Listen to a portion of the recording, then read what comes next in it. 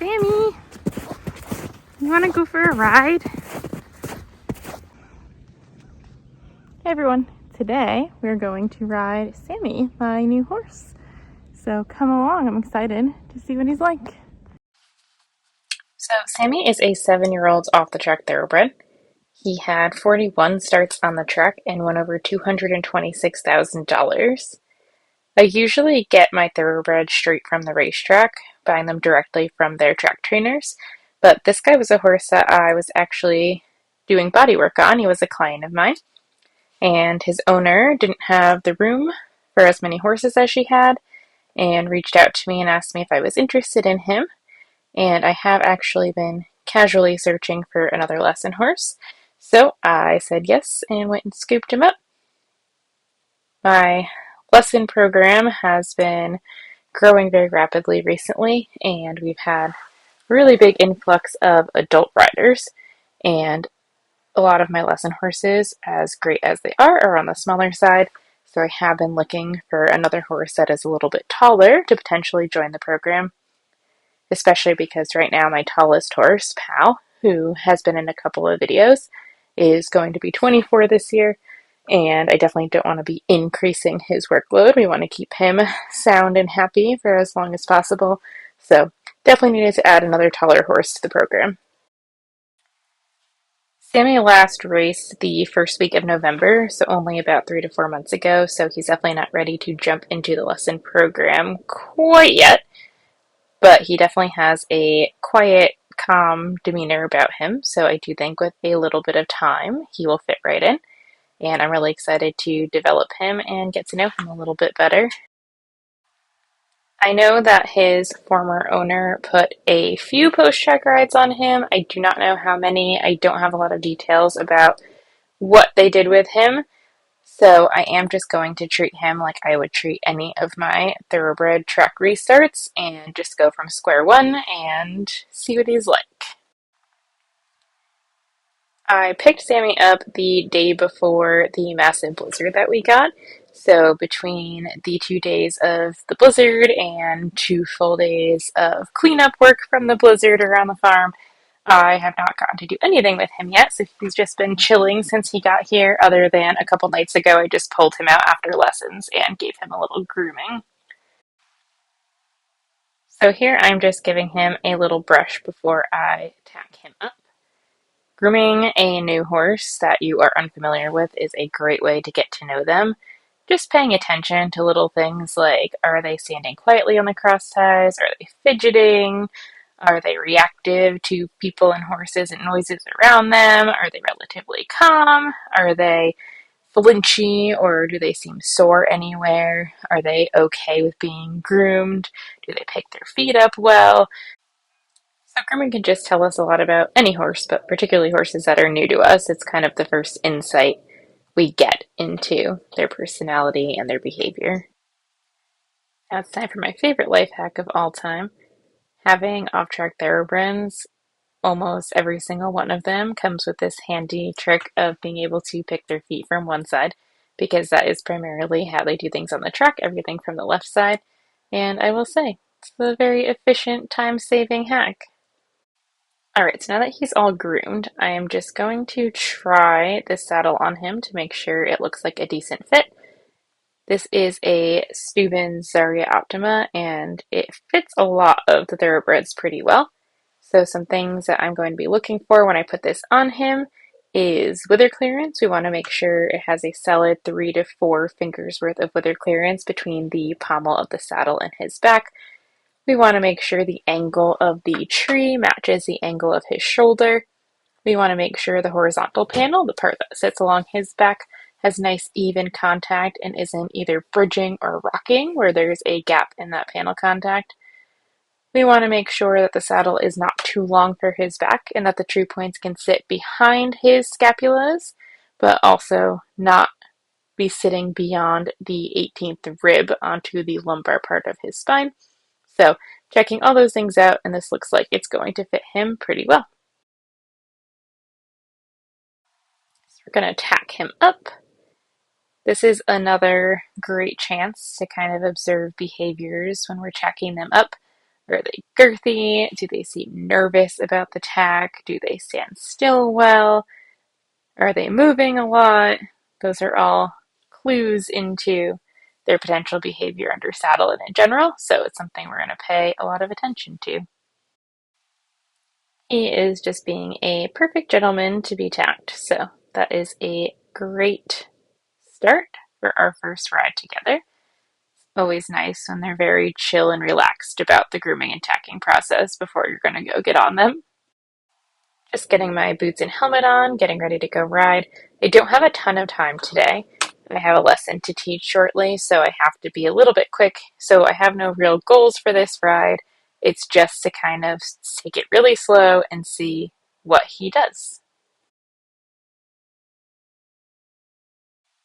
I grabbed a couple of different bridles that I had to see which one was going to fit him the best, so I'm just going to hold this one up to his head, and it looks like this could be a pretty good fit.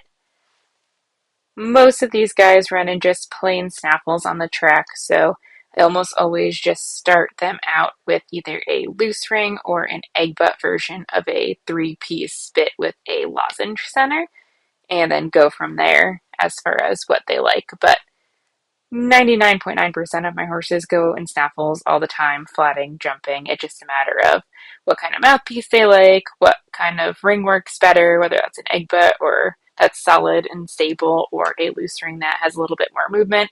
But I always start them in one of these two. It's similar to what they're used to going in, and it just is a nice bit to start in before you get more information about how they go and what they like. I also tend to ride the thoroughbreds in the Micklin bridles. I do think they appreciate the stabilizing factor of that lower nose band with the bit. Again, not everything works for every horse. No horse is one size fits all, but I have trained a lot of thoroughbreds, and a vast majority of them go pretty well in these Micklins. So he was a super good boy to bridle, and I'm just going to make some last minute adjustments, just raising the bit a hole in his mouth so it's sitting a little more comfortably. And then we're going to go get ready to ride. So I have not yet taken him into the indoor arena. So I am just going to give him a walk around once each direction just so he could see everything and get used to it. I always do this in both directions because the way that horses see with their eyes on the side of their head, everything looks a little bit different to them depending on which eye they're seeing it out of. So I always am going to show them something or walk them around in both directions so that they could see it out of both eyes. He's being a super good boy, completely non-reactive, seems very quiet and relaxed, didn't react at all when the other horse came into the ring. So that tells me it is time to move on and that he's relaxed enough and calm enough to move on to that next step. If he seemed nervous or reactive, I would spend a little bit more time walking around, and I would probably do a little bit of groundwork, moving his feet, yielding his haunches, that kind of thing. But he seems so quiet that he's definitely unbothered enough to start thinking about riding. While I pull my stirrups down, I am just kind of yanking on them a little bit, making a little bit of noise, letting them fall against his sides a little bit. That's a little trick I like to do with the younger, greener horses or horses that I don't know, just to see what kind of response, see if they're super reactive to that or if they're quiet about it. And he was super quiet about it, so we're gonna go hop on. He was the tiniest bit fidgety about the mounting block, but that's pretty common with these guys. They're used to getting their jockeys legged up onto them while they're moving, so we don't fuss too much about that. We just kind of get on and go. And one of the biggest mistakes I see people make with these guys is they get on a thoroughbred, and the first thing they want to do is make sure they can make them stop. In reality, these guys really just need to be allowed to go forward. And a forward horse is a safe horse. A horse that's moving forward is one that is not balking, spooking, backing up, rearing, all of those behaviors we don't want. So I just like to get on these guys and let them move forward. That is what we want to encourage. So that's all I'm doing right here. I'm just letting him move off at the pace he wants, letting him see everything, and not trying to really have too much of a contact or bother him too much. Now I'm just going to turn him onto a circle and just test the steering a little bit. He actually has a really nice forward ground covering walk, but he's not trying to go anywhere that I don't want him to go, and he's just maintaining a nice consistent walk rhythm. And I changed direction to the right, and he definitely, like most thoroughbreds, has a little bit of a harder time balancing this way. So he does quicken his pace just a little bit, and he wants to drop on that inside shoulder, and he just feels a little bit more anxious this way, but no problem. We're just gonna keep chipping away at that. If you look at the roof of the indoor, you can see that there is still a lot of slabs of snow up there, and it is sunny today, and some of the pieces are indeed coming down, but he is being really good about the noise and not really reacting much at all to it. Alright, so we just picked up our trot, and same thing as the walk. I just want him to go forward in a nice consistent pace. And if he does want to build or quicken his tempo, I am going to use my seat and my body by posting slower and making sure I'm stretching up nice and tall, closing my knee and thigh a little bit to encourage him to slow down. I am not going to pull on his face. A lot of these guys just get more nervous and more anxious if you pull, and they are much more responsive to you using your body and your balance to help regulate their rhythm. And this is really just off to a great start. He's keeping a really nice, consistent pace. He's letting me ride him pretty straight on the long and short sides. He's not falling off the rail. He's not really falling out and trying to drag my toes on the wall. He's letting me ride him into the corners. And again, I'm just keeping a super light contact. I'm not trying to put his head and neck anywhere. I'm not even really trying to put his body anywhere. I'm just keeping him straight and forward. And now I'm about to ask him to change direction. We're going from his easier, more balanced direction to his harder direction, but this is a nice little way to test the steering and see what we can do. And you'll see here that when I turn him right, he actually breaks to walk, and that's because he finds that side more difficult.